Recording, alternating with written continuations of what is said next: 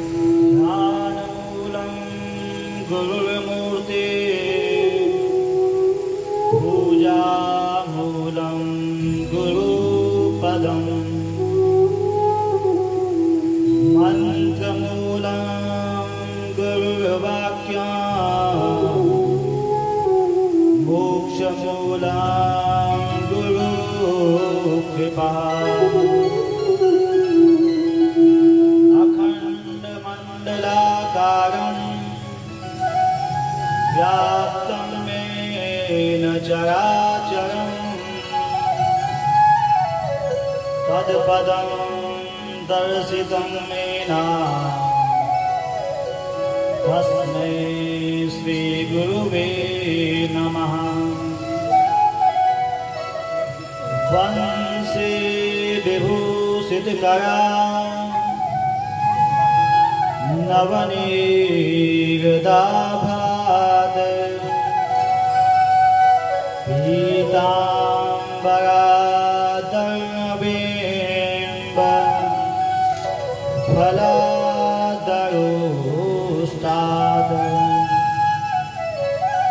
पूर्णेन्दुसुन्दरमुखाद दरवेन्द्रनेत्राद कृष्णात् परं किमपि त्वमहं न जाने।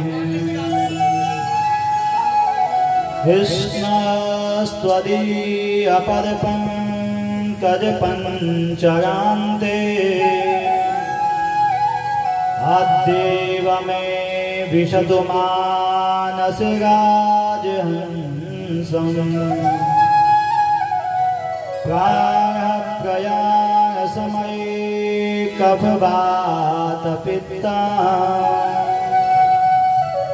कण्ठावरोधनविदो स्मरणं कुतस्ते। सृष्टो या सर्वरूपा जगद्वन्विदो पालनीया चरोत्री संहारी चापि यस्या जगदि अखिलं क्रीडनं या पराख्या पश्यन्ति मध्यमाधुस्तदनु भगवते वैखरी वर्णरूपा सास्मद्वाचं प्रसन्ना विधिहरगिरिशा राधितालं करोतु मनोजवं मारुततुल्यवेगम् जितेन्द्रियं बुद्धिमतां वरेष्यम् वातात्मजं वानरयोधमुख्यम् श्रीरामदूतं शरणं प्रपद्ये। सरस्वती महाभागे विद्ये कमललोचने विद्यारूपं विशालाक्षीं विद्यां देहीं सरस्वतीं सच्चिदानन्दरूपाय विश्वोत्पत्त्यादिहेतवे तापत्रयविनाशाय श्रीकृष्णाय वयं नमः। श्रीकृष्णाय वयं नमः। बोलो बांके बिहारी लाल की। राजा रामचंद्र भगवान की जय, हनुमान जी महाराज की जय, भद्र विशाल भगवान की जय, गंगे मैया की जय, यमुना मैया की जय, गौ माता की जय, सत्य सनातन धर्म की जय हो। आइए भगवान की कथा प्रारंभ करने से पहले 2 मिनट मन और वाणी को पवित्र करें, उसके बाद भगवान की कथा में प्रवेश करते हैं। जय गोपाल राधा कृष्ण गोविंद गोविंद, जय गोपाल राधा कृष्ण गोविंद गोविंद, जय गोपाल राधा कृष्ण गोविंद गोविंद, जय गोपाल राधा कृष्ण गोविंद गोविंद, कृष्ण गोविंद गोविंद राधा गोविंद गोविंद, कृष्ण गोविंद गोविंद राधा गोविंद गोविंद, कृष्ण गोविंद गोविंद राधा गोविंद गोविंद, कृष्ण गोविंद गोविंद राधा गोविंद गोविंद, जय गोपाल राधा कृष्ण गोविंद गोविंद, जय गोपाल राधा कृष्ण गोविंद गोविंद, जय गोपाल राधा कृष्ण गोविंद गोविंद, जय गोपाल राधा कृष्ण गोविंद गोविंद।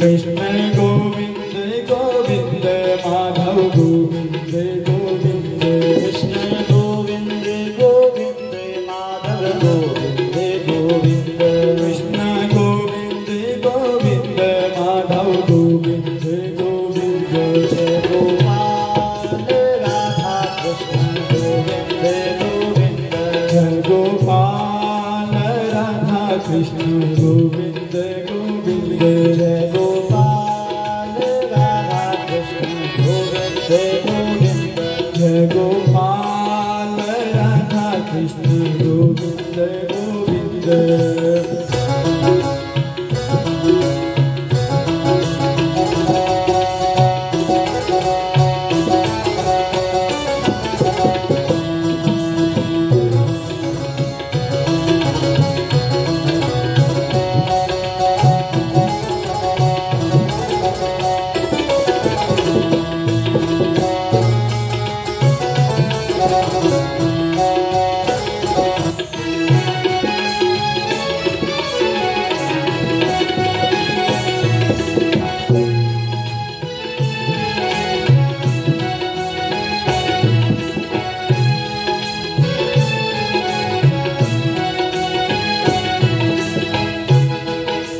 राधे कृष्ण राधे कृष्ण राधे कृष्ण, हरे हरे हरे राम राम राम हरे हरे, हरे कृष्णा हरे कृष्णा हरे कृष्णा, हरे हरे हरे राम राम राम हरे हरे, कृष्णा हरे राम हरे कृष्णा हरे राम हरे राम हरे राम हरे राम हरे राम, हे गोपाल राधा कृष्ण गोविंद गोविंद, हे गोपाल राधा कृष्ण गोविंद गोविंद, नंदलाल राधा कृष्ण गोविंद गोविंद, हे नंदलाल राधा कृष्ण गोविंद गोविंद।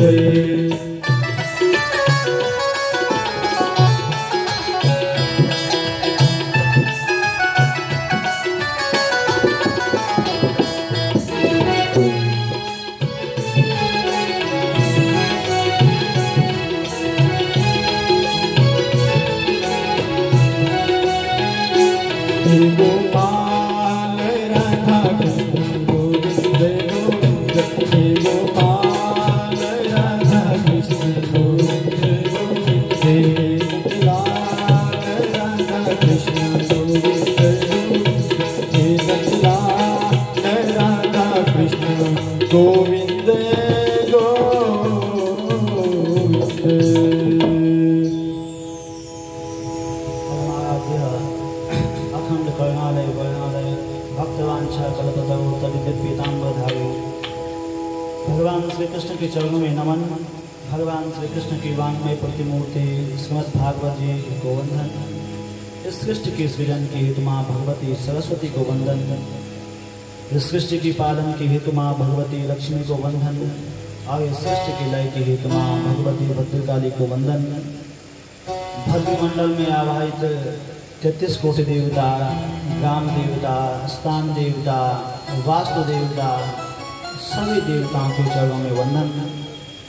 इस सृष्टि की इस धरती की इष्ट देवी माँ भगवती शाकंभरी के चरणों में नमन। भद्रमंडल व्यास मंदिर व्यास पीठ के समीप बैठे इस धरतीधरा इस वसुंधरा के महिदेव पृथ्वी की देवता ब्राह्मण देवताओं को नमन। समुपस्थित मातृशक्ति भ्रातृशक्ति वाले वावृद्ध सभी के हृदय में निवास करने वाले भगवान बांके बिहारी को नमन वंदन। परम सौभाग्य है बंदों कि आज हम इस भागवत कथा के द्वितीय दिवस में भगवान की पावन कथा का श्रवण कर रहे हैं।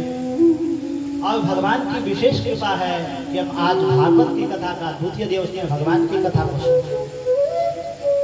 और वेद व्यास ने भागवत में कहा है कि दुर्लभेव कथा लोके श्रीमद्भागवतोद्भवा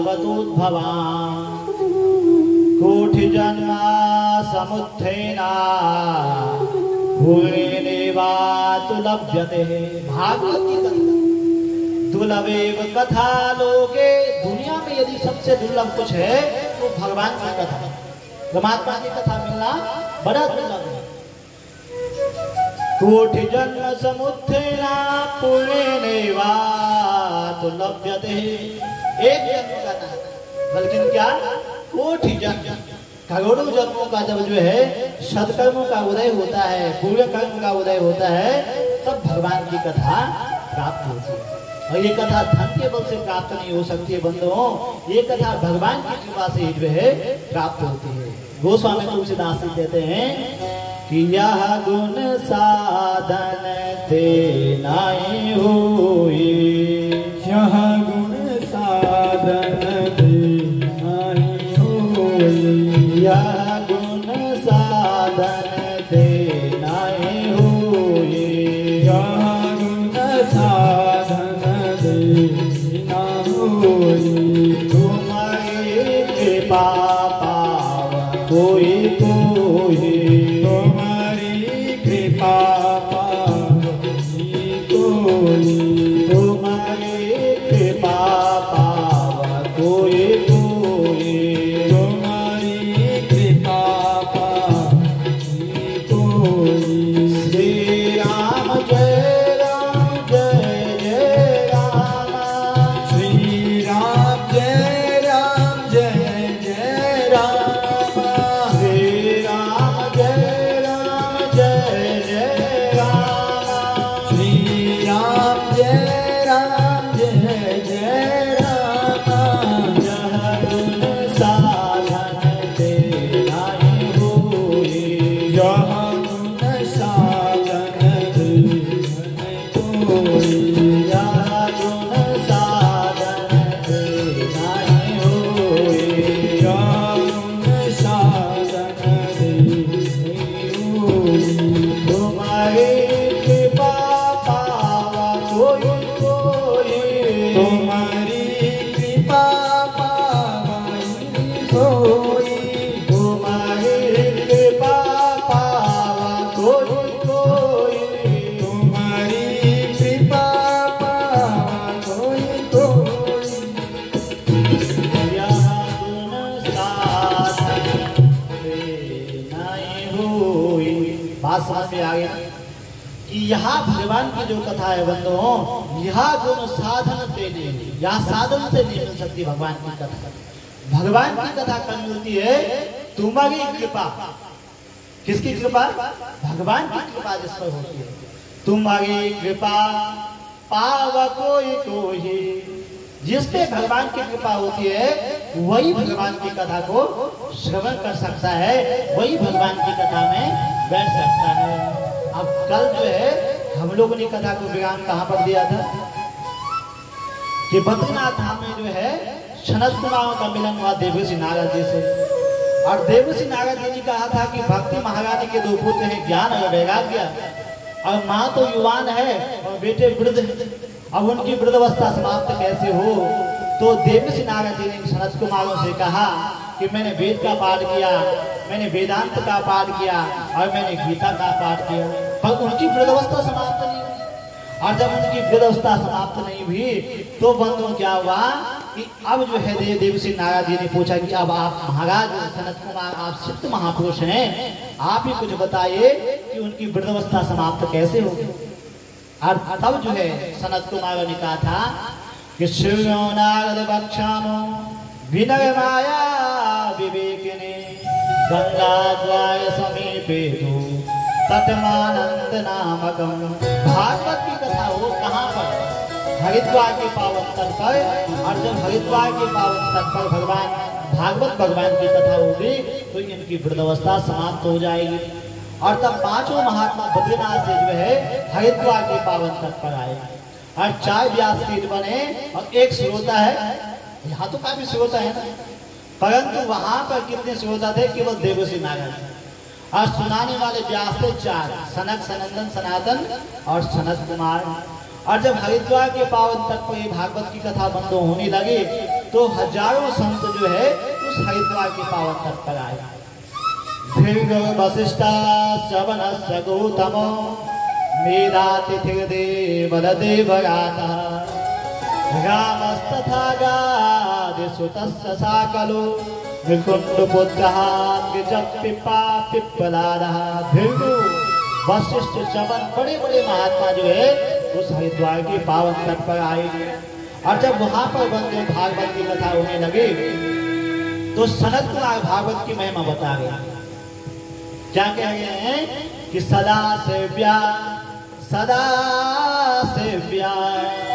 श्रीमद्भागवती कथा यस्याश्रवणमात्रेण हरिश्चित्तं समाश्रित।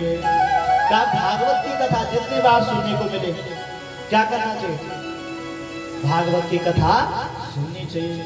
महाराज जब पिछले साल भागवत की कथा सुनी थी, साल को सुनी, अभी 2 महीने पहले हमने भागवत की कथा सुनी, तो अब क्यों सुनी? कहा यस्याश्रवणमात्रेण हरिश्चित्तं समाश्रित। और इस भागवत की कथा सुनने से जो है भगवान क्या होते हैं? हरिश्चित्तं समाश्रित। भगवान हमारे हृदय में जो है विराजमान हो जाते हैं। अब भागवत में कितने अध्याय हैं? कल मैंने आप लोगों से बताया कितने अध्याय हैं भागवत में? 335 अध्याय। और कितने मंत्र हैं? 18,000 मंत्र। और सनत कुमार जब भागवत की महिमा बता रहे हैं तो वो कह रहे हैं कि श्लोकार्धं श्लोकपादं वा नित्यं भागवतोद्भवा पठस्वास्वमुखे देवा यदीक्षसि परां गतिम्। अब 18,000 श्लोक ना हम सुनाते हैं आप, और न आप जो है सुन पाएंगे। यदि हम सुनाएंगे भी आप भी नहीं बैठ पाएंगे। तो सनत कुमार ने जो भागवत की महिमा बताई कि आप 18,000 मंत्र नहीं बोल सकते हैं, आप भागवत का 1 मंत्र याद कर लें। कितने मंत्र याद करने हैं? 1। और 1 मंत्र आप यदि आप भागवत का याद कर लें और जब रोज पूजा में बैठे और बांके बिहारी को उस मंत्र को सुनाएं, आपको भागवत के पूरे 18,000 मंत्रों का फल प्राप्त हो जाता है। और भागवत के तो कई मंत्र जो है दिव्य दिव्य मंत्र हैं। एक बहुत सुंदर मंत्र भागवत में है, क्या? कृष्णाय वासुदेवाय हरे परमात्मने परतः क्लेशनाशाय गोविंदाय नमो नमः। आपने 1 मंत्र याद करना। क्या करना है?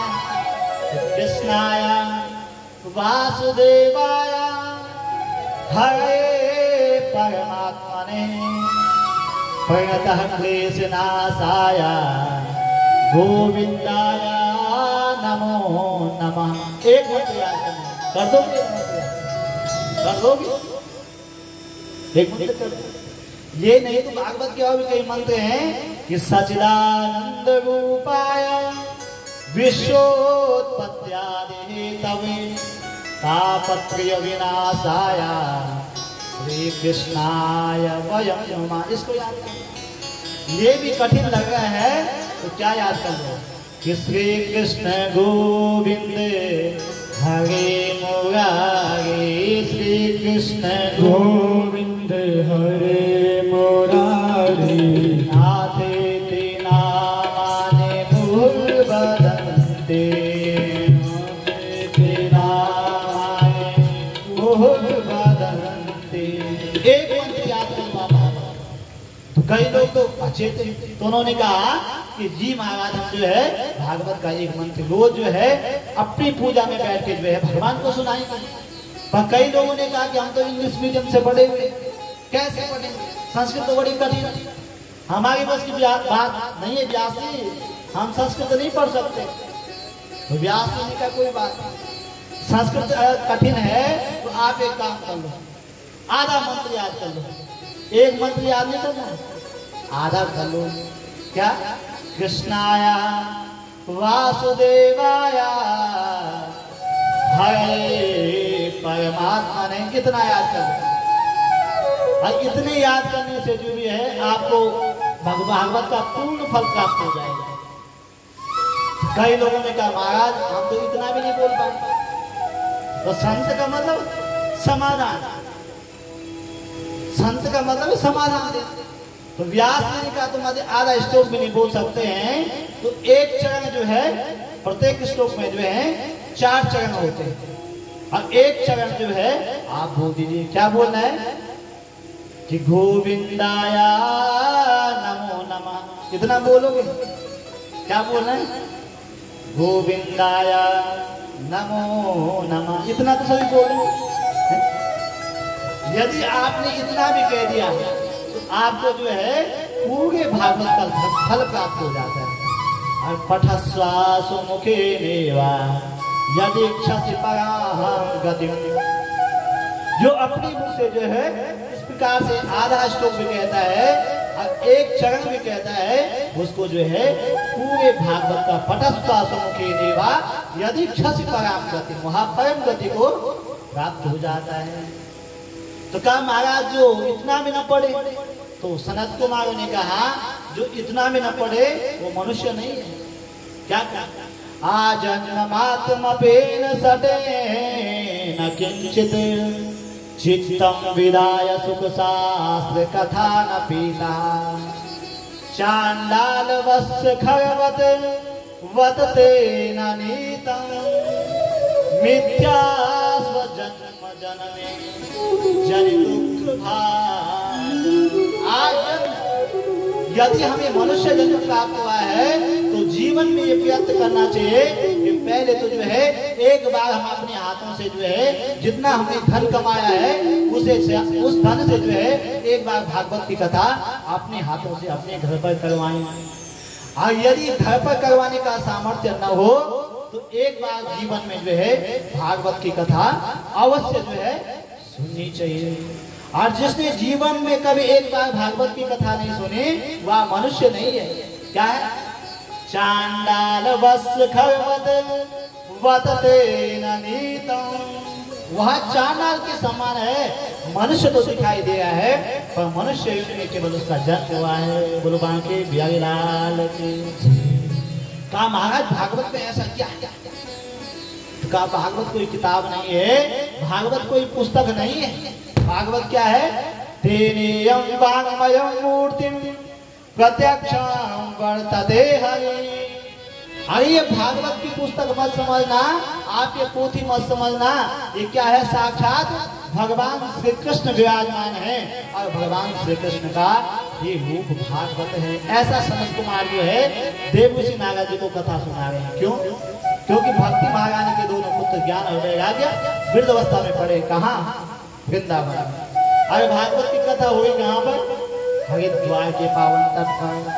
और जब ऐसी कथा चल रही थी बंधुओं तो भक्ति अपने दोनों पुत्र ज्ञान और वैराग्य के साथ जो है वृंदावन से क्या हुआ कि भक्ति सुतो तो तरुणो गृहीत्वा प्रेमिकरूपा सहसा विरासीत श्रीकृष्ण गोविंद हरे मुरारी नाथेति नामानि मुहुर्वदन्ति।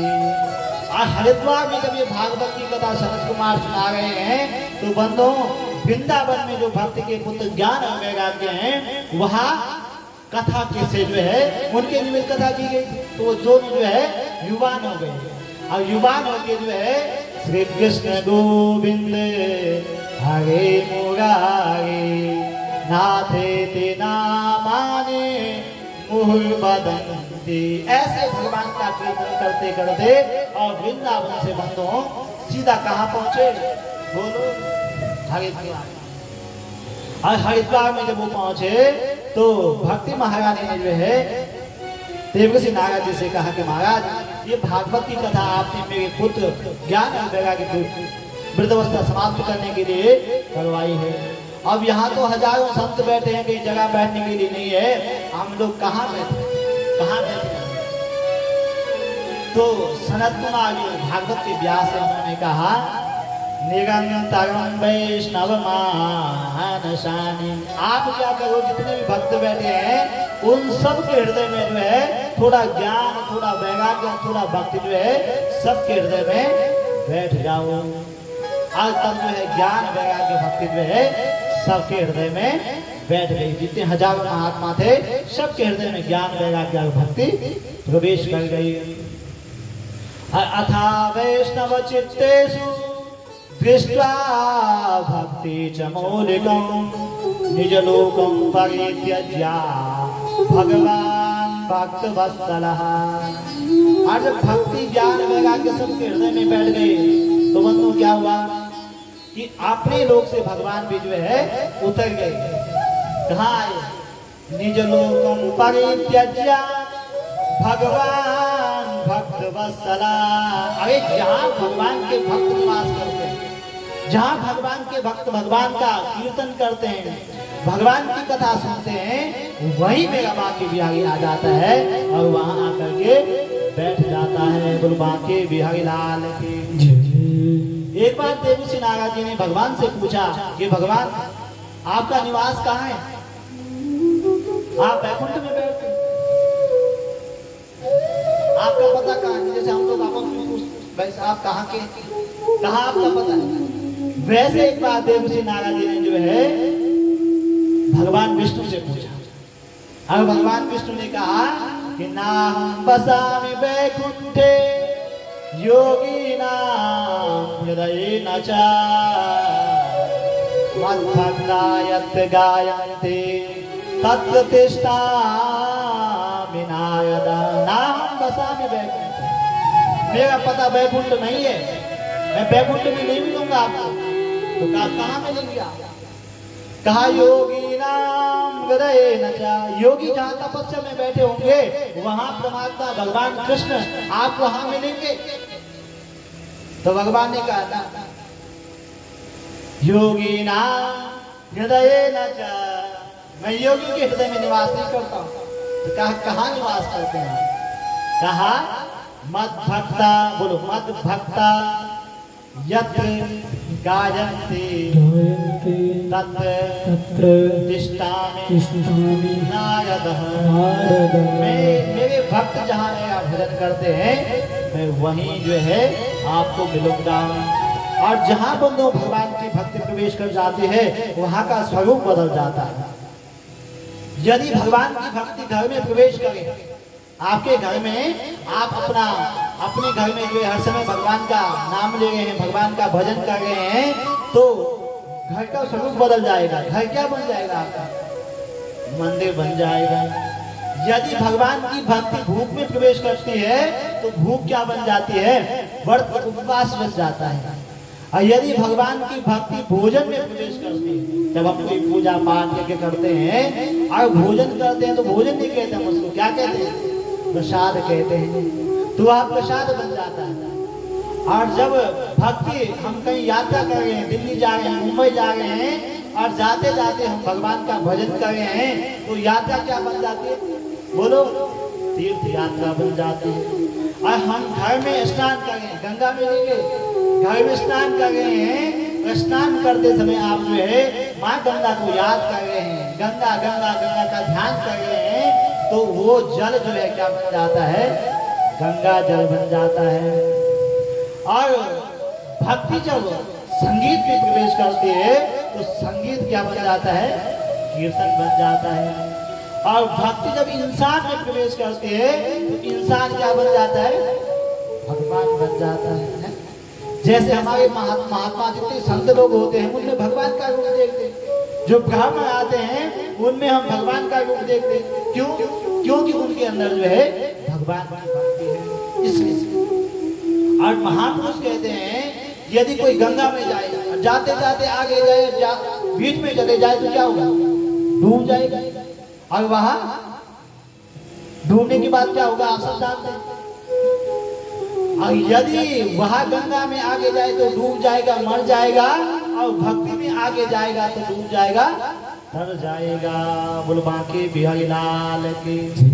तो भक्ति जो है, जब तक जीवन में भक्ति नहीं है तब तक हमारा जीवन क्या है? व्यर्थ है। इसलिए गोस्वामी तुलसीदास ने एक चौपाई गाई, क्या कि भक्तिहीन सब सुख ऐसे, भक्तिहीन सब सुख ऐसे, भक्तिहीन सब सुख ऐसे, भक्तिहीन सब सुख ऐसे, लवण बिना बहु व्यंजन जैसे, लवण बिना बहु व्यंजन जैसे, लवण बिना बहु व्यंजन जैसे, लवण बिना बहु व्यंजन जैसे, श्री राम जय राम जय जय राम, श्री राम जय राम जय जय राम, श्री राम जय राम जय जय राम, श्री राम जय राम जय जय राम, भक्तिहीन सब सुख ऐसे, भक्तहीन सब सुख ऐसे, भक्तिहीन सब सुख ऐसे, भक्तहीन सब सुख ऐसे, लवण बिना बहु व्यंजन जैसे, लवण बिना बहु व्यंजन जैसे, लवण बिना बहु व्यंजन जैसे।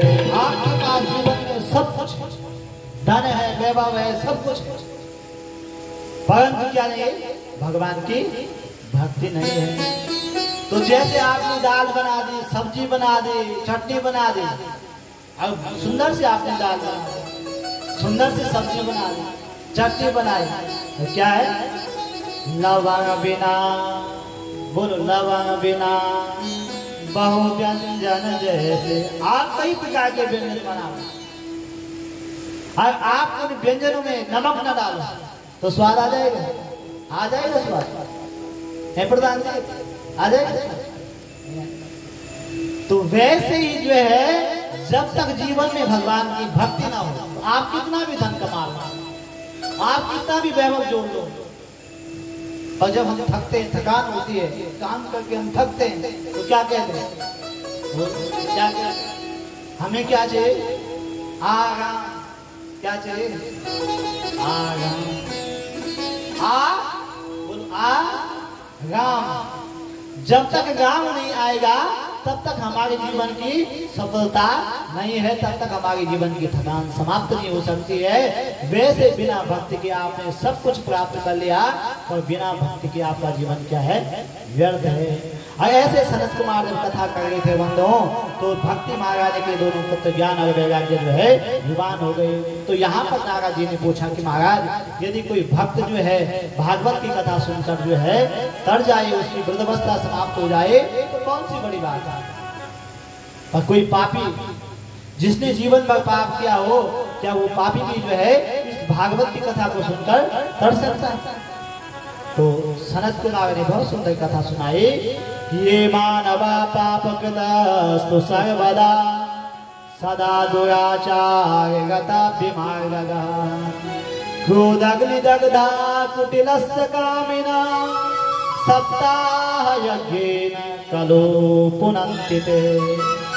जिस मनुष्य ने भी जीवन में ये मानवा पाप कृतस्तु सर्वदा, जो मनुष्य जीवन भर पाप करता है और पाप करते करते करते उसकी जीवन लीला समाप्त हो जाएगा, वो मृत्यु को प्राप्त हो जाएगा और मृत्यु को प्राप्त होने के बाद वो प्रेत बन जाए, उसके निमित्त भी भागवत की कथा हो जाए तो वो प्रेत भी जो है दिव्य गति को प्राप्त हो जाता है। तो देवऋषि नारद जी ने कहा, महाराज ये बात तो समझ में नहीं आया कि जीवन पर पाप करे और जब मर जाए प्रेत बन जाए और उसके बाद उसके लिए भागवत की कथा कर दो और उस प्रेत का भी उद्धार हो जाता है। कैसे? तब जो है सनत कुमार ने कथा सुनाए कि तुंगभद्रा तटे पूर्वे भूता पतनमुत्तमं यद्रा वर्णा स्वधर्मे सत्या सत्कर्म तत्परा। तुंगभद्रा नदी का तट है और वहाँ एक उत्तम नाम का नगर है। उस गांव में जो है सभी लोग जो है निवास करते हैं, सभी वर्ण और धर्मों के लोग जो है उस गांव में निवास करते हैं। और उसी उत्तम नाम के गांव में ब्राह्मण देवता रहते हैं जिनका नाम है आत्मादेव। और आत्मादेव नाम के ब्राह्मण वहां रहते हैं, वो बड़े मनस्वी हैं, तपस्वी हैं और बहुत ही विद्वान ब्राह्मण जो है रहते हैं। परंतु उनकी जो पत्नी है ठीक ब्राह्मण के विपरीत है। पंडित जी जितने सुशील हैं, जितने ज्ञानी हैं, जितने जो है ज्ञान संपन्न हैं, मनस्वी हैं, यशस्वी हैं, उनके ठीक विपरीत उनकी पत्नी है। नाम क्या है बताओ? आप लोग कई बार कथा सुन, नाम है धुंधली। और पंडित जी की यहाँ पूजा होती है, पाठ होता है, यज्ञ होता है, जप होता है और वहां जो है शांति नहीं है। क्यों नहीं है? क्योंकि शास्त्र कहते हैं, गोस्वामी तुलसीदास से कह रहे हैं कि जहाँ सुमति तहाँ संपत्ति नाना, जहाँ सुमति तहाँ संपत्ति नाना, जहाँ सुमति तहाँ संपत्ति नाना, जहाँ सुमति तहाँ संपत्ति नाना, जहाँ कुमति तहाँ विपत्ति निधाना, जहाँ कुमति तहाँ विपत्ति निधाना, जहाँ कुमति तहाँ विपत्ति निधाना, जहाँ कुमति तहाँ विपत्ति निधाना। श्री राम जय राम जय जय राम, श्री राम जय राम जय जय राम, श्री राम जय राम जय जय राम, श्री राम जय राम जय जय राम। जहाँ सुमति तहाँ संपत्ति नाना, जहाँ कुमति तहाँ विपत्ति निधाना। उस आत्मदेव नाम के ब्राह्मण के यहाँ पूजा होती है, पाठ होता है, यज्ञ होता है, पर उनकी पत्नी क्या है? उसका नाम है धुंधली। और वो क्या करती है? लोकवार्ता गता क्रूरा कायसो बहुजल्पिका। वहाँ जो है कभी पड़ोसी से झगड़ा कर लेना, कभी बगल वाले से, कभी पीछे वाले से, कभी आगे वाले से, और यहाँ की बात वहाँ, वहाँ की बात वहाँ, यही उसके जीवन का काम था। पर ब्राह्मण देवता फिर भी जो है अपनी पत्नी के साथ प्रेम से रहते हैं। परंतु ब्राह्मण के यहाँ क्या है? एक गाय माता है, वहाँ भी जो है कई वर्षों से उसका भी कोई बच्चा नहीं हुआ। ब्राह्मण के यहाँ तुलसी का पौधा है, वो भी सूख जाता है। और जब ब्राह्मण के यहाँ कोई संतान नहीं है तो संतान न होने से ब्राह्मण बड़े दुखी। और फिर भी संतान न होने से ब्राह्मण जितने दुखी हैं, तो फिर भी ब्राह्मण जो है प्रसन्न मन से रहते हैं। और एक दिन जो है गांव वालों ने आना प्रारंभ कर दिया। गांव वालों ने कहा, महाराज आपके यहाँ जो है, आपके यहाँ गाय माता है, वहाँ जो है दूध देने वाली कभी नहीं होती। तो ब्राह्मण देवता ने कहा, मैं रोज गाय की सेवा तो करता हूँ, और जब ये दूध देने वाली नहीं होती मैं क्या कर सकता। तो लोगों ने कहा कि महाराज आपके यहाँ जो है तुलसी का पौधा है वो भी सूख जाता है। तो ब्राह्मण ने कहा महाराज तुलसी की मैं रोज सेवा करता हूँ, जल देता हूँ और सूख जाती है, तो क्या करूँ। अब दुनिया वाले यदि आप ठीक ठाक सब ठीक ठाक चल रहा है तब भी लोग कुछ ना कुछ जो है ऊपर से ताना मार, और यदि कुछ गड़बड़ है तो लोग कहेंगे, हम तो लोग कहते हैं। एक बार शिवजी और पार्वती जो है अपने वहां नंदी के साथ जो है भ्रमण करने के लिए निकले, घूमने के लिए निकले। और जब घूमने के लिए गए तो एक गांव में पहुंचे तो नंदी भी पैदल चल रहा है, भगवान का वाहन है नंदी, और भगवान शिव और पार्वती भी जो है पैदल चल रहे हैं। तो उस गांव वाले लोगों ने कहा कि महाराज इनको देखो, वाहन साथ में है, नंदी साथ में है और पैदल चल रहे हैं। तो शिवजी ने और पार्वती ने जब ये बात सुनी तो दोनों ने क्या किया, नंदी पर बैठ गए। और जब नंदी पर बैठ गए तो बैठ के आगे गांव में गए, चलते चलते गांव और आगे आया। और जब उस गांव में पहुंचे तो लोगों ने कहा महाराज इनको देखो कितनी गर्मी का मौसम है, और इस धूप में जो है दोनों पति पत्नी जो है इस नंदी पर बैठे, जगह भी जो है इनको दया नहीं है, इनके मन में बिल्कुल भी दया नहीं है। और शिवजी ने कहा पार्वती तुम ऐसा करो, तुम पैदल चलो और मैं जो है नंदी पर चलता हूँ।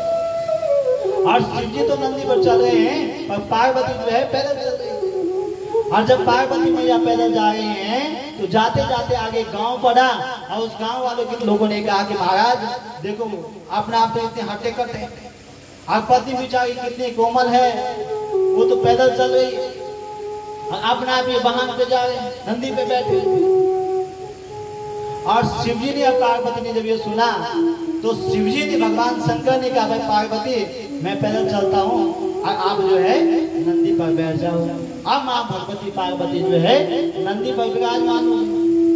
और जब माँ पार्वती नंदी पर विराजमान हुई, भगवान पीछे से पैदल चल रहे हैं, तो जाते जाते एक गाँव आगे और आया। उस गाँव के लोगों ने कहा कि आजकल देखो आजकल की महिलाएं कैसी, अपना आप तो बेचारी वाहन पे बैठी हुई है और पति देव जो है पैदल चल रहे हैं। तो शिवजी ने कहा दुनिया वाले तो कैसे भी जीने देते। जब हम तीनों पैदल चल रहे थे तो लोगों ने कहा कि वाहन पैदल चल रहा है, अपना भी पैदल चल रहा है। दोनों बैठे तो लोगों ने कहा इनको दया नहीं, एक बैठा तो लोगों ने कहा इनको भी कभी जो है मुझे दाना देते, कभी मेरी पत्नी को दाना देते।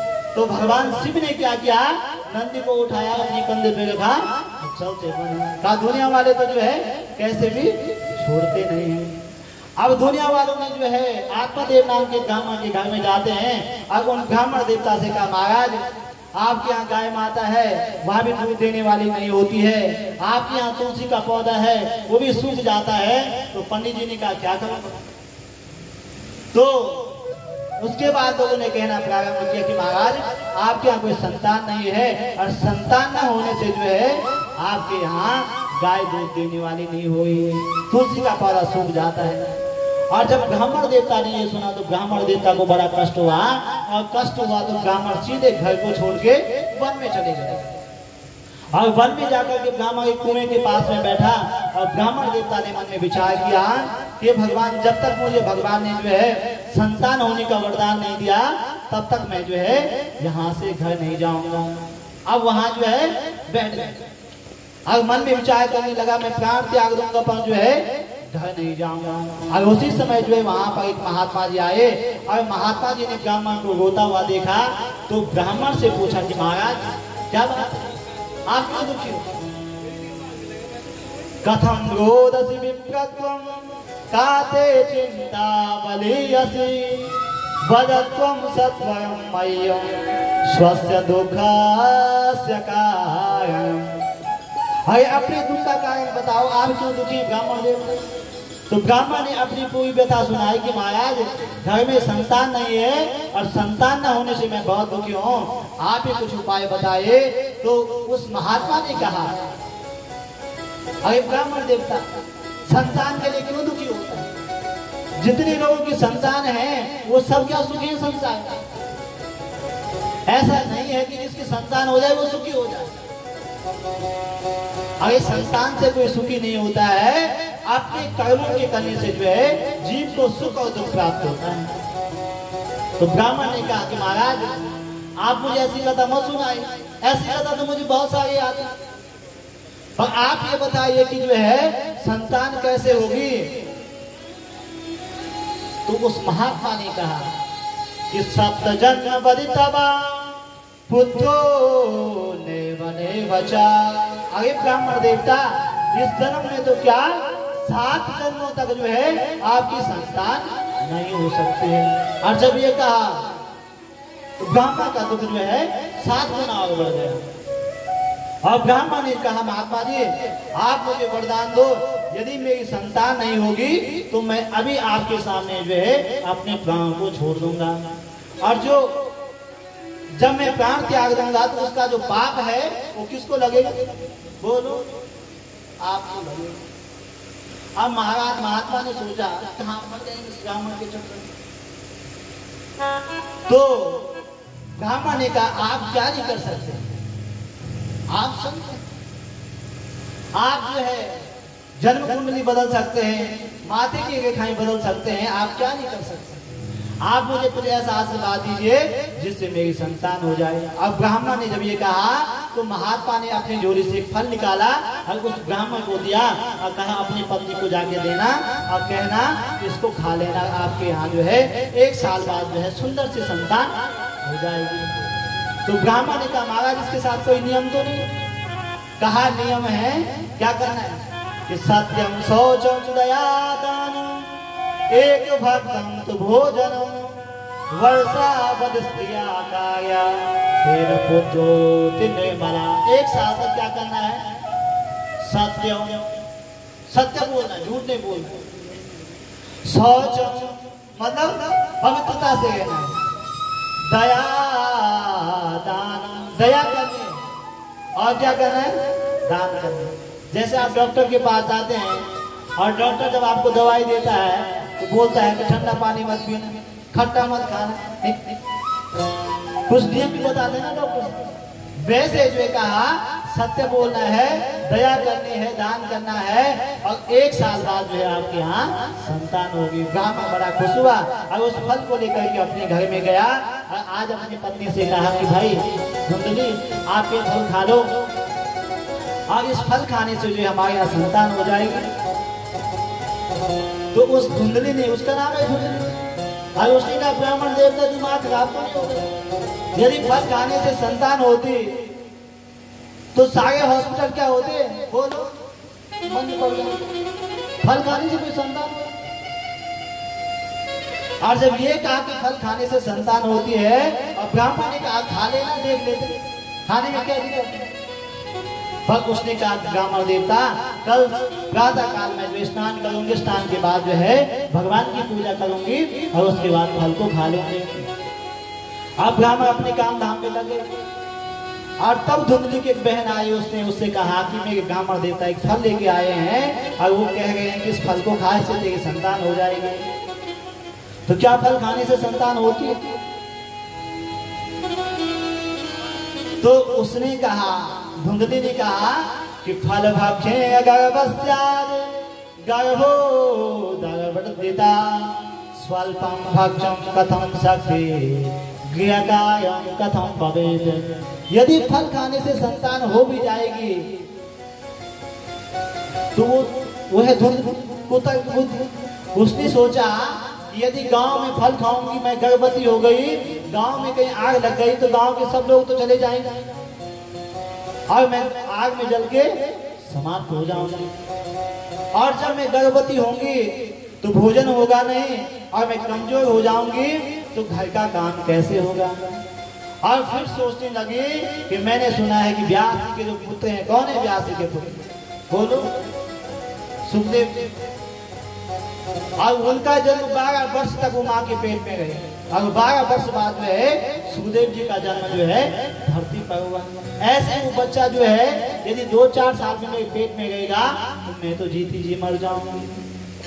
और एवं कुतर्क योगेना तत्फलम नैव भक्षितम, ऐसा कुतर्क उसके मन में आने लगा और उसने अपनी बहन से कहा बहन आपके यहाँ जो है बच्चे बहुत हैं पर खाने के लिए बोलो कुछ नहीं है। अगर हमारे यहाँ खाने के लिए बहुत है तो खाने वाला कोई नहीं है। इसलिए एक काम कर बहन, तेरा बच्चा होने वाला है तो अपना बच्चा मुझे दे देना और मैं तुझे जो है धन दे दूंगी। बहने का ठीक का इस फल का क्या करें जो ब्राह्मण लाए, का इस फल को ऐसा करे कि आपके यहाँ जो गाय है वो कई वर्षों से बांझ है, उस गाय को इस फल को खिला। और दोनों ने सौदा कर लिया और उस फल को गाय को खिला दिया। अब धुंधली अपने पति देव से बोलने लगी कि महाराज मैं गर्भवती हूँ, मुझे संतान होने वाली है। और जब ऐसा उसने कहा तो धीरे धीरे समय व्यतीत हुआ और उस बहन का जब बच्चा हुआ तो रात को जो है वहां उस बच्चे को धुंधली को दे गई। और जब धुंधली को दे दिया बच्चा तो धुंधली अपने पति देव से कहा कि महाराज मेरी संतान हो गई है। तो आत्मादेव नाम के ब्राह्मण बड़े प्रसन्न हुए और उन्होंने धुंधली से कहा कि भाई बहुत आनंद हो गया, हमारे यहाँ संतान हो गई। अब संतान हो गई तो ब्राह्मण देवता का नाम है आत्मादेव। क्या नाम है बोलो? आत्मादेव। अब आजकल जमाना क्या चल गया, जैसे माता पिता का नाम है तो बच्चे का नाम भी वैसे जोड़ के रखते हैं। अगर आ से बच्चे का पिता का नाम आता है तो बच्चे का नाम भी अक्षर से जोड़ते हैं, मतलब माता पिता के नाम से जो है नाम जोड़ते हैं। तो आत्मादेव नाम के ब्राह्मण ने सोचा मेरा नाम आत्मादेव है, अपने बेटे का नाम ब्रह्मात्मादेव कर दूंगा, ब्रह्मदेव कर दूंगा। परंतु धुंधली ने कहा कि 10 महीने तक पेट में मैंने कष्ट मुझे हुआ और नाम भी मैं अपने नाम से ही जोड़ के रखूंगी। अब क्या कर दिया? धुंधकारी। अब धीरे धीरे समय व्यतीत हुआ। अत्रिमा से निर्गते साधेनो सुसुल्बके सर्वांग सुंदरं दिव्यं निर्मलं कनकप्रभं। जो गाय माता को फल खिलाया 3 महीने बाद जो है उस गाय ने बच्चे को जन्म दिया। अब गाय का बच्चा कैसे हो सकता? बोलो गाय की पर वो बच्चा कैसे हुआ?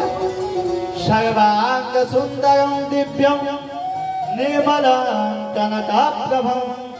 वो सर्वांग सुंदर हुआ। कैसे हुआ? निर्मलं कनकप्रभं। अरे गाय का बच्चा गाय की तरह होता है पर वो मनुष्य की तरह हुआ। केवल गाय की तरह क्या हुई उसको? और जब कान गाय की तरह हुए, आत्मादेव ने देखा कि आज गाय माता ने बच्चे को जन्म दिया है और कैसा बच्चा हुआ है जैसे मनुष्य की आकृति का। आत्मादेव नाम के ब्राह्मण बड़े प्रसन्न हुए। गांव वाले जो कल तक जो है ताने मार गए थे, वही गांव वाले कहने लगे भाई आत्मादेव ब्राह्मण आप कितने भाग्यशाली हैं। अरे आपके यहाँ गाय का बच्चा हुआ, वो बच्चा कैसा हुआ? मनुष्य की तरह हुआ। कितनी भाग्यशाली आप। तो गाय के बच्चे के जो है कान गाय के तरह थे और उस आत्मादेव नाम के ब्राह्मण ने उस गाय के बच्चे का नाम क्या धर दिया? बोलो गौकर। अक्षियत काले न तो जातो तनया तनो विभो गौकर पंडितो ज्ञाने धुंधकारी महाखला। धीरे धीरे समय व्यतीत हुआ और दोनों को विद्यालय में रख दिया। ठीक है। और जब दोनों को विद्यालय में रख लिया तो गौकर्णो पंडितो ज्ञानी धुंधकारी महाखला। आपने बड़े विद्यालय में बच्चे को रख दिया, परंतु जब तक आप उसको संस्कार नहीं देंगे, शिक्षा नहीं देंगे तो बड़े विद्यालय में रखने का कोई फायदा नहीं है। संस्कार तो आपने देने हैं ना।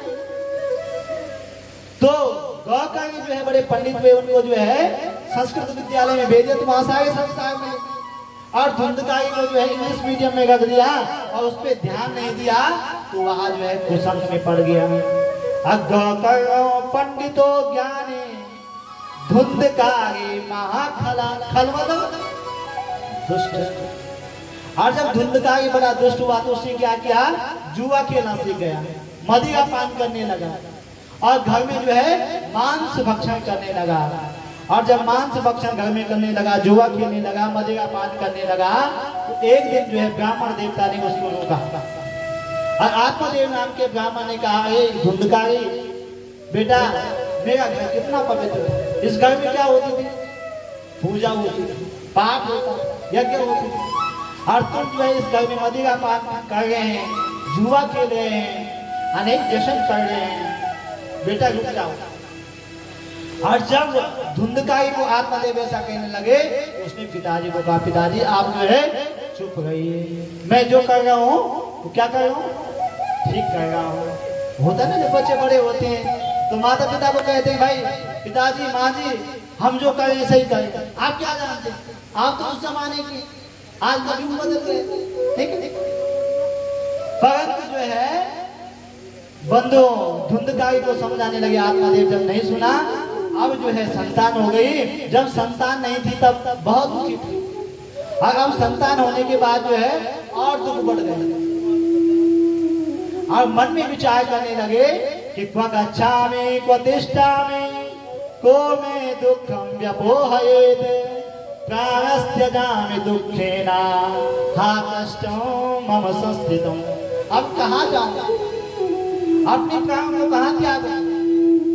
जब संतान नहीं थी तभी प्राण त्यागने के लिए जंगल में गई, और अब संतान हो गई तो मन में विचार करने लगे, ऐसे पुत्र का क्या प्रयोजन जो न धार्मिक है न जो है सत्कर्म करने वाला है, अब कहाँ जाऊं।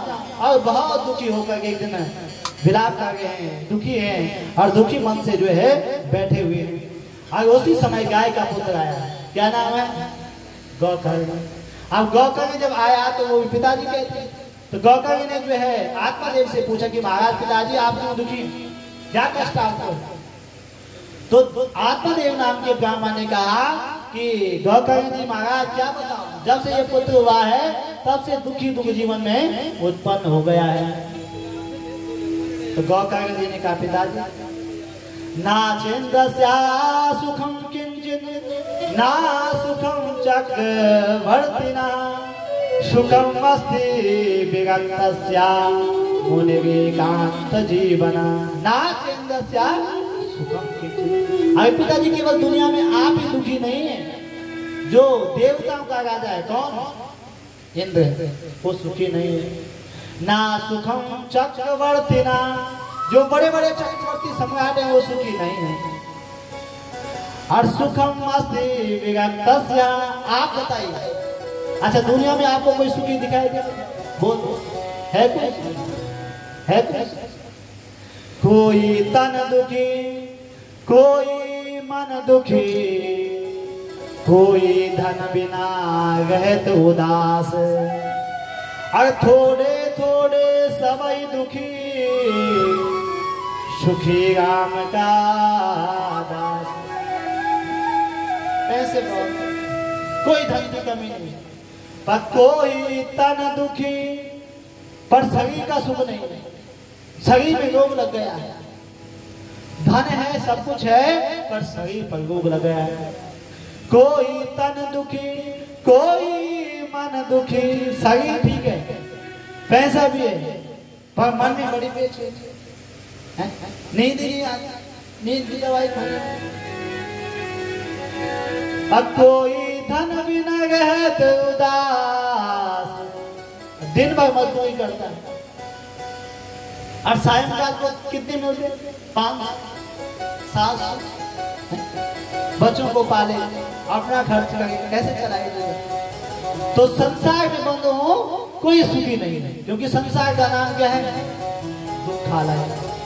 क्या नाम है, दुखालय। और जैसे हम शिवालय में जाते तो शिवालय में क्या मिलेगा, आप कपिल शिव जी के मंदिर में आएगा, वहां क्या मिलेगा, क्या मिलेगा, और शिव जी मिलेगी। विद्यालय में जाओगे तो वहां क्या मिलेगी, विद्या मिलेगी। और वैसे संसार क्या है, दुखालय है, यहाँ जो भी जन्म लेता है वह किसी न किसी प्रकार से पिताजी दुखी रहता है। इसलिए आप दुखी क्यों है पिताजी, और आप पुत्र से दुखी, कौन किसका पुत्र है?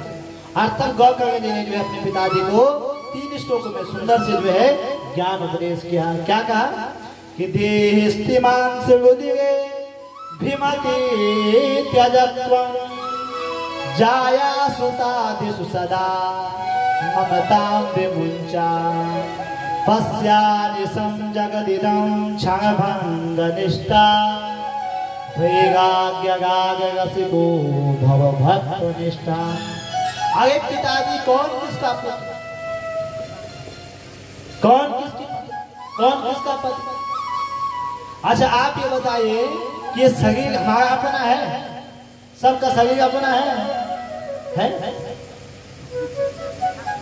नहीं हमारी बहन कितनी अच्छी कहेंगे नहीं है। तो देहस्ति मांस रुधिरे धीमते त्यजत्वम, जो ये हड्डी मांस और खून से बना हुआ जो है ये शरीर भी अपना नहीं है।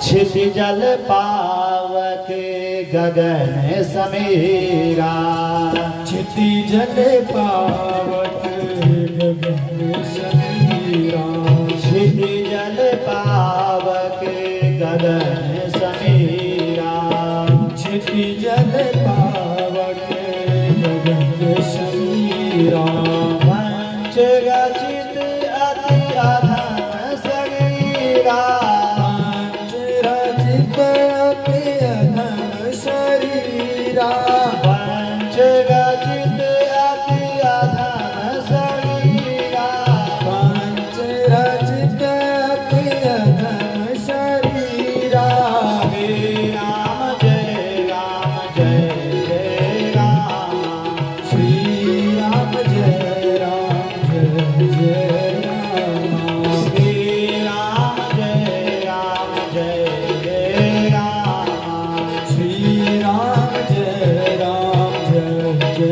राम, क्षिति जल पावक गगन समीरा, क्षिति जल पावक गगन समीरा, क्षिति जल पावक गगन समीरा, क्षिति जल पावक गगन समीरा, पंच रचित अति अधम शरीरा, पंच रचित अति अधम शरीरा, पंच रचित अति अधम शरीरा, पंच रचित अति अधम शरीरा।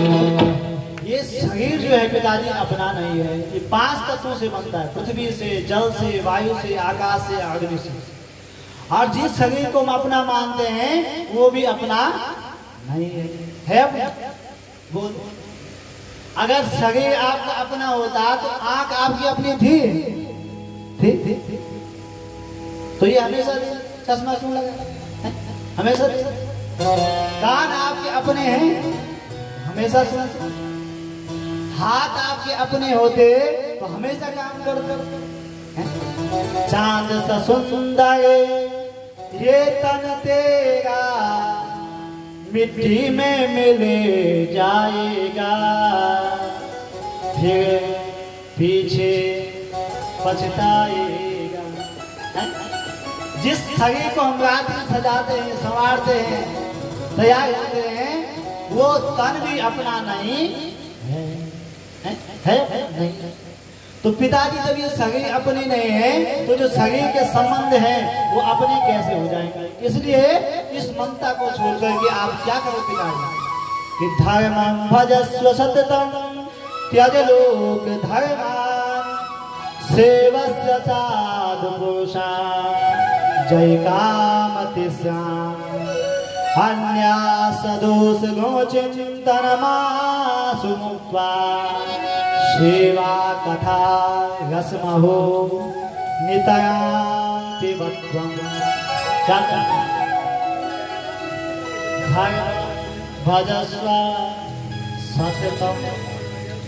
आपको भगवान का भजन करना है। जब भी आपको समय मिले आपको भगवान के मंदिर में आना है, और जब कथा सुनने का समय मिले तो कथा में 82 से पहले पहुंचना है। धर्मं भजस्व सततं त्यज लोक धर्मान्। आप दुनिया की चीजों को पकड़ रहे हैं, नहीं पकड़ रहे हैं। ये मेरा है, ये मेरा है, इसको देख लो, इसको देख लो। अगर आप आंखें बंद और सब कुछ बोलो छूट गए। तो इसलिए जो है हमने भजन करना है किसका, संसार का नहीं बल्कि परमात्मा का भजन करना है पिताजी। अब ऐसे पिताजी को उसने सुंदर से गौ कवियों ने उपदेश दिया। पिताजी ने जो है आज वन में चले गए, और जब पिताजी वन में चले गए धुंधकारी ने कहा ठीक हुआ पिताजी चले गए, रोज टोकते थे, अब ठीक हुआ चले गए। अब वो अपनी माँ के पास गया, किसके पास, धुंधले के पास। अब माँ से कहा माँ धन दे, माँ ने कहा बेटा तुम दे, कहा माँ सोना चांदी दे, माँ ने कहा बेटा तू सब कुछ मैंने जुए में समाप्त कर दिया। तो जब माँ ने मना किया तो आज उसने क्या किया बोला, पितुर प्रियते तेना जननी ताड़िताभ्यसं कवित्वं तिष्ठति ब्रूहि हनि से लतयाय चेत। आज उसने बहुत बड़ा पाप कर दिया। किसने, धुंधकारी।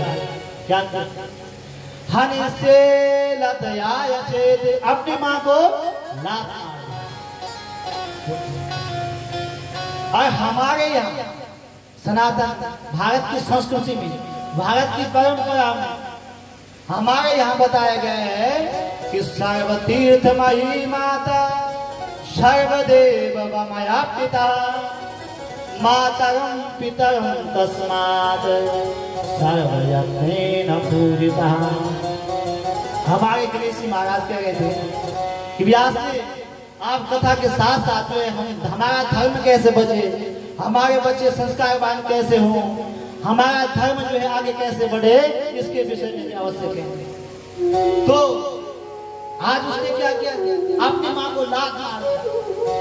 और हमारे शास्त्र कहते हैं कि मत जाओ आप वैष्णव देवी, मत करो आप किसी देवी की पूजा, मत जाओ आप शाकंभरी देवी, मत जाओ आप गंगोत्री, बद्रीनाथ, कहीं जाने की आवश्यकता आपको नहीं है। कब तक, बोलो, जब तक माता पिता घर पर हैं, सास ससुर जब तक घर पर हैं। नहीं जाना आपने वैष्णव, नहीं जाना आपने बद्रीनाथ।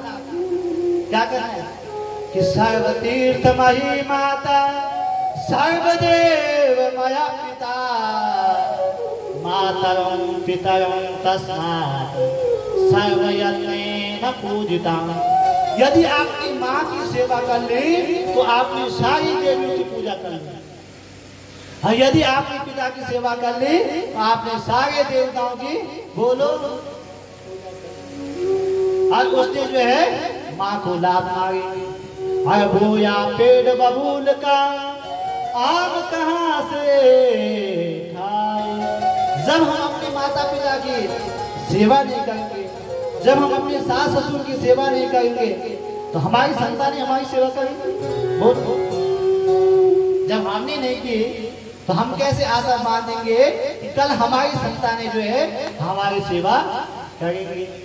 और जब वो अपनी माँ को मारने लगा तो माँ ने क्या किया, आज रात में उठी और रात में जो है घर के बाहर गई, एक तालाब था और वहां उसने जो है छलांग लगाई, अपनी जीवन लीला समाप्त कर दी। अब माँ भी चले गई, पिताजी भी चले गए, अब तो कौन बचेगा, बोलो।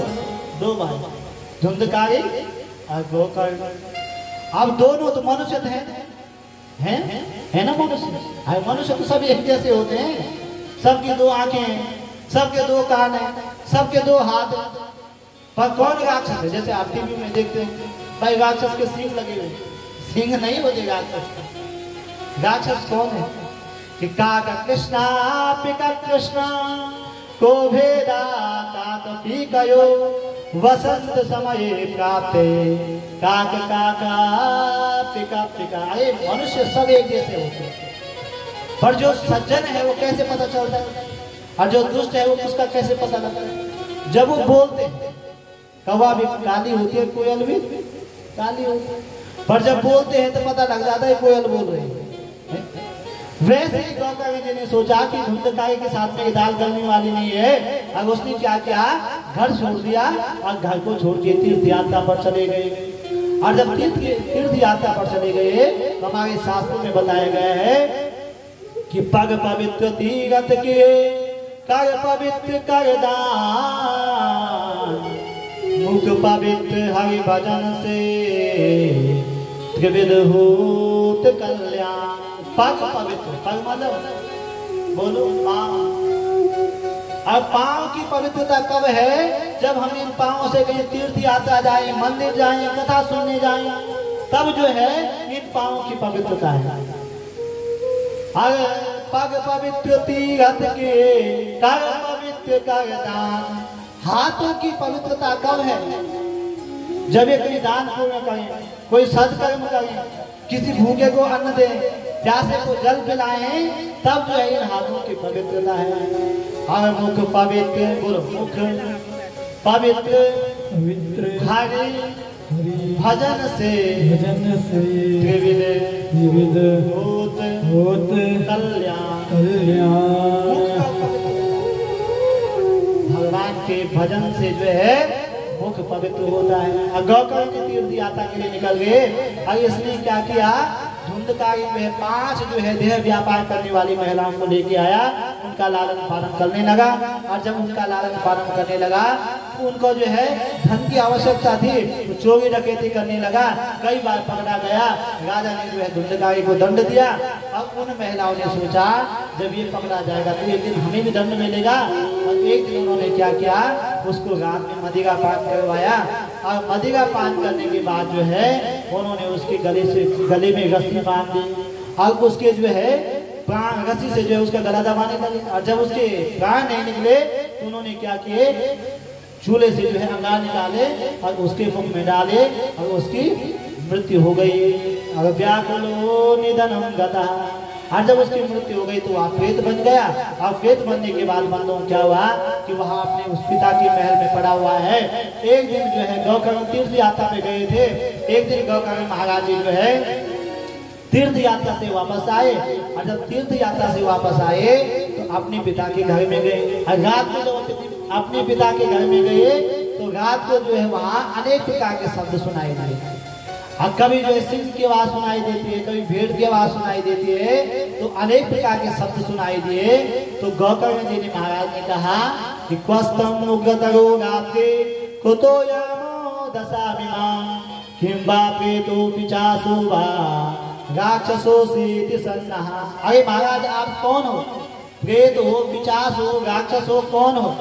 और वहां धुंधकारी प्रेत था, बोल नहीं पाया। तो गौकर्ण महाराज के कमंडल में जो है सारे तीर्थों का जल था। उन्होंने तीर्थों का जल अभिमंत्रित किया, उस प्रेत के ऊपर छींटा मारा और तुरंत वो बोल पड़ा। क्या बोला? कि अहम भ्राता त्वदीयोस्मिन् धुंधकारेति नामतः स्वकीयेनेव दोषेण ब्रह्मत्वं नासितं पुरा। मैं कौन हूँ? बोलो। आपका भाई हूँ और मैं आपका भाई हूँ, पर अपने कर्मों के अनुसार जो है मैंने जो बुरे कर्म किए थे, इन कर्मों के कारण मैं जो है प्रेत योनि में चले गया हूँ। अब भाई आप ही मेरा उद्धार कर सकते हैं। तो धुंधकारी ने जब ये कहा तो गौकर्ण महाराज जी ने कहा कि आपका मृत्यु का समाचार मैंने जब सुना था तो मैं तीर्थ में था और तीर्थ में मैंने जो है आपके लिए पिंडदान किया। कहाँ? कौन से तीर्थ में पिंडदान किया? कहा? गया नाम के तीर्थ में, जो बहुत प्रसिद्ध तीर्थ है गया तीर्थ, उसमें मैंने आपके लिए पिंडदान किया। तो धुंधकारी बोला कि गया साध सतेना पे मुक्ति में ना भविष्यति। अरे आप एक बार नहीं भाई, आप 100 बार भी जो है गया तीर्थ में पिंडदान कर दोगे तब भी मुझे जो है मुक्ति नहीं मिल सकती है। तो कहा कैसे मिलेगी? कहा भाई वो आप ही जानो, आप कुछ उपाय करो जिस उपाय से जो है मुझे मुक्ति मिल जाए इस प्रेत योनि से।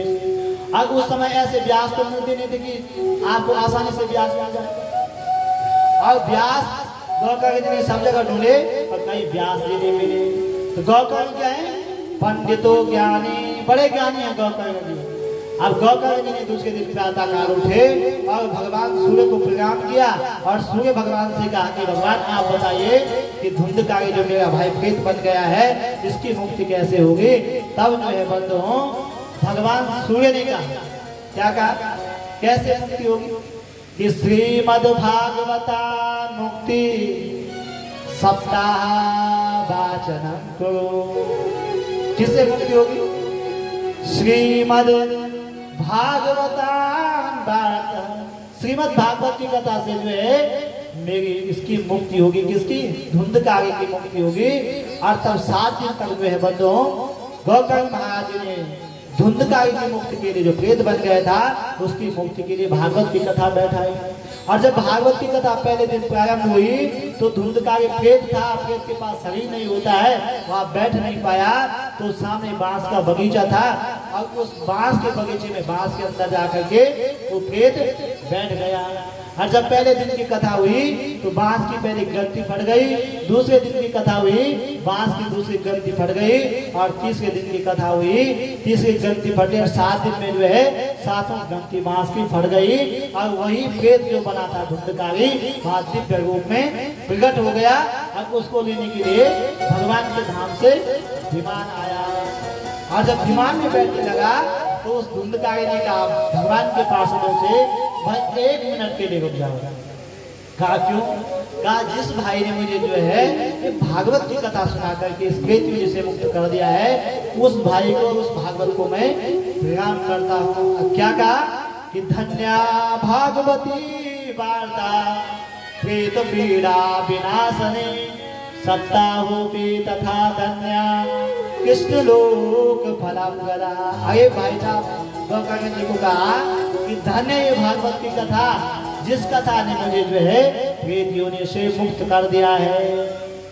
और जब विमान में बैठे धुंधकारी जी तो गोकर्ण जी ने भगवान के पार्षदों से कहा महाराज थोड़ा रुक जाइए। कहा कथा सुनने वाले कितने लोग बैठे हुए, केवल एक ही विमान क्यों आया?